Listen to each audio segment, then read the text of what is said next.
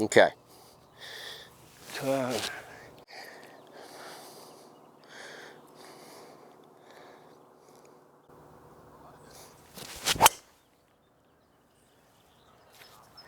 Good dig there. Good dig, 168. See if we can crank one more out of it. 10 launch. High spin, low in the blade maybe. Come on.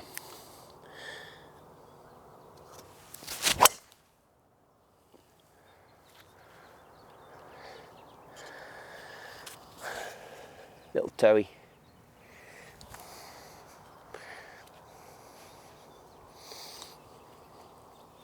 Okay, let's tuck this in a little more. Crucial. Let's change that path. Work that path, come on. Same target, you guys know.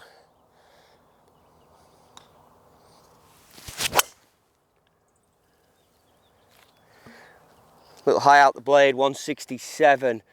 So you can see here, I'm evaluating what's going on. I'm hitting shots, I'm evaluating. 167, you saw on my initial testing of this driver what I was looking for. That wasn't quite nuked. The spin rate is 2200 off a strike, because again, you're being fair with yourself, little bit toey. So the strike was little toey, but still good because it launched at 11. So that's what we're going to talk about today. Launch and spin, and how you can take this and change the whole thing, and what you have to do. But notice where I'm starting. I'm being honest. I went through a fitting for myself. You saw it a few weeks ago for this driver. Boom, boom, boom, numbers, launch, spin loft I talked about. Today, turning up, when I look at this, why have I got this alignment stick pointing at a different angle to the one that's perpendicular to the target? Because today, you know, I'm human. That's why I'm fitting them, not hitting them. You've heard that before. This is perpendicular. I want to try and move the path of the club.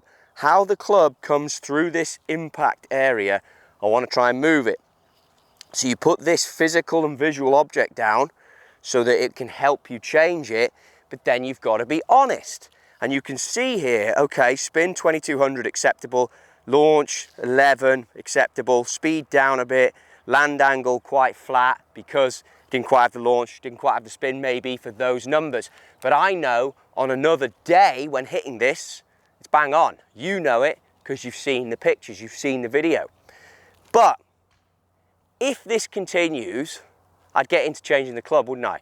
And you've got so many options here when it comes to this sleeve, what you can do. So let's get into how you can change it and why you would change it. For a shot like that, when the spin's a little low maybe, you would need to add loft. Loft is the first thing to give you more spin. This is why you need to be consistent on a target line and a golf ball type that you use. Because as you start to take the club apart, it's a torque wrench, it has to click. As you unclick everything though and you take it apart, you'll see that a sleeve is revealed that then has numbers on it. Now the one you have will be 1.5 degree sleeve. This has a 2 on it for a 2 degree sleeve. So each movement moves me off the loft on the blade and the lie angle. It moves me away from where I am. Use lie angle to show you start line. Acceptable, always acceptable for me. That's why I have it in standard, because that is the flattest, meaning that the angle between the golf shaft and the sole is at its flattest, okay, that way. As you make every move away from standard, that club's going to come more and more upright, which will then pull the face and point it more to the left. Not something I want. So I am very happy with the setting where I'm at right now. Another reason I'm very cautious to move it away, especially when I saw numbers like the first video, and I'll see them as I hit more balls here and loosen up. But to add loft, and let's go all the way towards higher now, just to show you for example purposes. You now take that blade, you add, this is a 2 degree sleeve, you add almost a full 2 degrees. Blade as you come down is sitting significantly more loft. You've added, you can see, this is where the carbon face, the 60 layers. Now I can see them, okay? But obviously the face angle changes as well. Add loft, close face. Take loft off, open face, okay? Remember that. By all means, play around with it, but hit quite a few balls when you make a change. I used to work with Jose Maria Olazabal in Europe, and you'd make a slight change and the guy would hit 2 buckets of balls. I'm not going to put you through that for the sake of this video, but you have to be honest again. The best players in the world are honest with themselves. They hit multiple shots. They know when they've hit a bad shot. I know I hit a shot there that wasn't quite right. I know the previous setting is money for me. But for illustration purposes, you now have added a lot of loft to that blade. Swing weight's not changed, balance point, nothing else has changed. You've just added loft. So we're going to see a ball flight now as we set up for it with the same feeling. It now might bring left in. I've gone more upright, I can see more face. It's going to spin more, be tough to get the speed out of it. You can see much higher, but the ball has gone more left because of lie angle, because of adding loft. Spin has increased 2600, but it's a pretty good number. They were good numbers. Okay, so how do you get rid then of the ball going left? Well, that's why the flight tracker at the front is in there, right? The movable weight system at the front is back. Moving 10 grams, you're moving the CG just over a millimeter every time you move that maximum each way. Now you can start to counter the fact that, okay, I have added loft, which has added spin, which has, I believe, let's take a look at the table. Shot for shot, remember the shot before wasn't money, but it's added a little bit of carry. Total not as much because you got more run out, but land angle's more efficient. So you're changing the way the golf ball gets from A to B, which then you need to take into consideration how firm is the ground. If it's obviously wet, you want more spin to carry it further. I've just shown that carries further by adding the spin. If it's drier, you want it to be landing flatter. If you're working on things in your golf swing, like I'm doing here, you are going to react as a good player depending on how much of that carbon face you can see. And that's why there's a contrast in there, because now you can see face.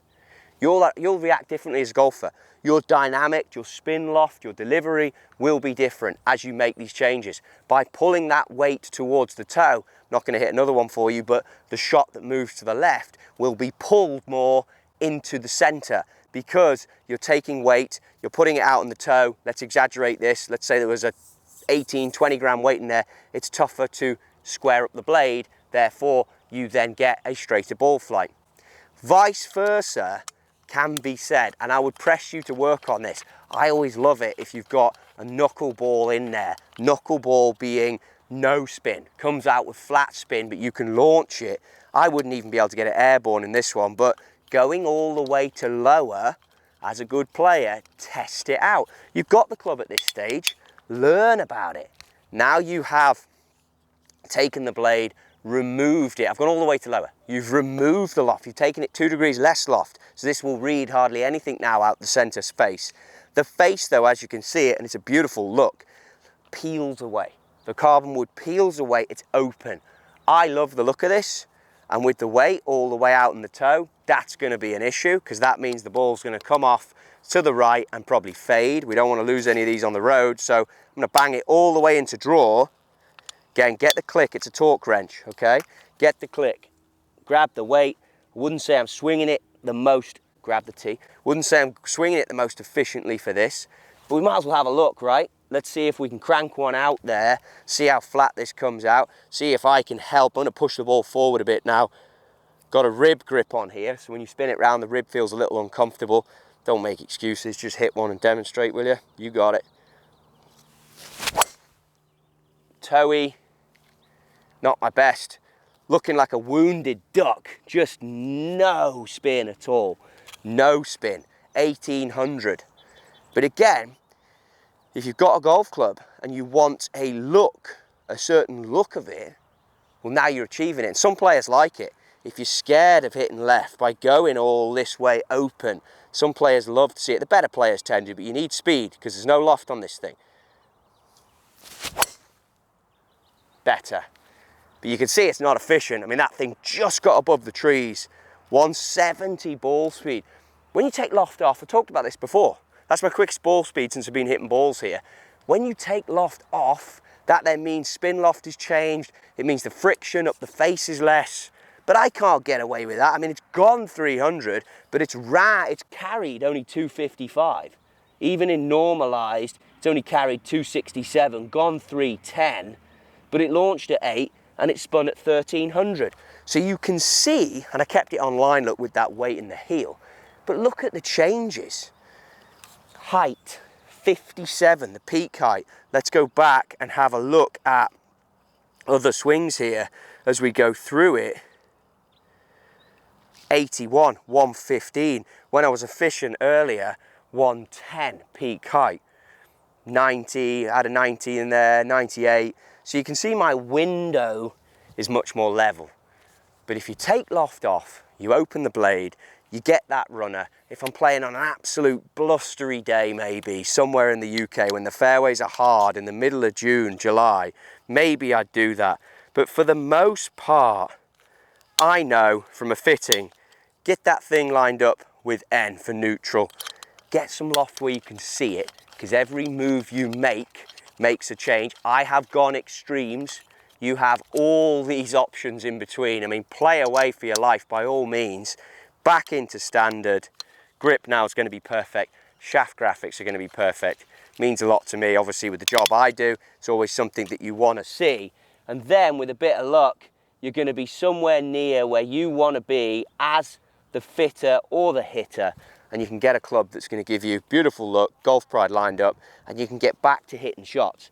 But it's worth knowing what the club can do and what you should be doing. Get into it. It's a tour truck in your pocket. Use it, adjust it, learn about it, put a round grip on. You're not changing swing weights. You've done that, you're past that. Now you are changing here in order to impact here. Lower, less loft, less spin. Be aware to move the movable weight. Higher, more loft, more spin. Be aware to move the movable weight. You as a player will change when you see less loft, or when you see more loft, you will cover it more. That's what my motions were there. I hope you like that. Less loft, hit up, more loft, cover, and you'll hit different ball flights. Actually the same with a 3-wood. Depending on how you get the look of that thing can really impact how you deliver when it comes to hitting a 3-wood. And if you can get that one out there that doesn't have any spin, or if you hit the spinny one, same deal. But for now, all that's left, hopefully you've got a better understanding. Ask me any questions if you want, fire them away. But if you don't mind, I'm going to get back to it, see if I can fix that delivery and get some nice speed out of what looks pure. See the face, see the 60 layers of carbon. I think that thing looks amazing. T-bug perfectly lined up at that lie angle, hands nice and low, and just give it the big one, and you're going to get that nice flight out of it. Look at that, it's going forward. Watch it all the way to the end. 10.6, 168, a little low, maybe a little high in the blade, 1900, but again, I like that because it's the knuckly one. 308, I want that in the bag. It may be a case, I don't think I'm that efficient today, minus 3.8 in the path, but it may be a case that I might add a little bit of loft here if I take today's testing session as gospel. But the other thing, call out for that. Try it on the golf course first. I have not tried this on the golf course first. I know it's good on here. You will always deliver it a little differently on the golf course. You might have more speed, you might have less speed. You've got that adrenaline going, haven't you? So try and make these changes on the golf course one night if you can.